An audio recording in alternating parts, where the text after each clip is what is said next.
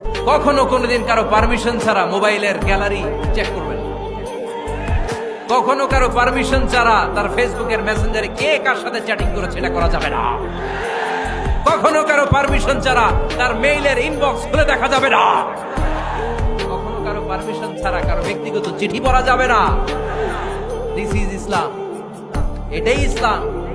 আমরা ইসলামকে শুধু নামাজ আর রোজা আর জিকির আর এই দাড়ির মধ্যে সীমাবদ্ধ করেছি। প্রত্যেকের একটা প্রাইভেসি আছে না নাই? Everyone has privacy and no one should interfere in his privacy or in her privacy. প্রত্যেকের একটা প্রাইভেসি আছে না নাই? মানুষ ছোট হলেও তার একটা সম্মান আছে না নাই? এজন্য ছোট্ট বাচ্চাদেরকে কখনো প্যান্ট খুলতে বলবেন না।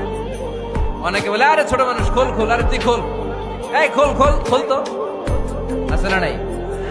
ওরও প্রেস্টিজ আছে, ওরও সম্মান আছে।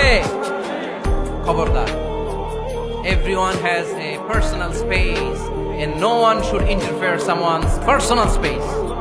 কারো পার্সোনাল স্পেসে যেন আমরা নাক না গলাই। অনেকের বদস্বভাব ফ্যামিলি ম্যাটার নিয়ে, প্রাইভেট ম্যাটার নিয়ে কথা বলে। ভাই কি চাকরি করেন? সরকারি না বেসরকারি? সরকারি। বেতন কত? ওনার বেতন কত? এটা দিয়ে আপনার কি লাভ? ঠিক কিনা?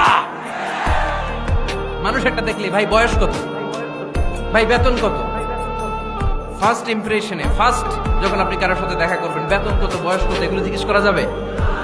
কেউ যখন কারো ঘনিষ্ঠ হয়, বন্ধুতে রূপান্তরিত হয়, তখন এই কথাগুলো। শুরুতেই প্রাইভেট ম্যাটার নিয়ে, পার্সোনাল ম্যাটার নিয়ে খোঁচাখুচি করা যাবে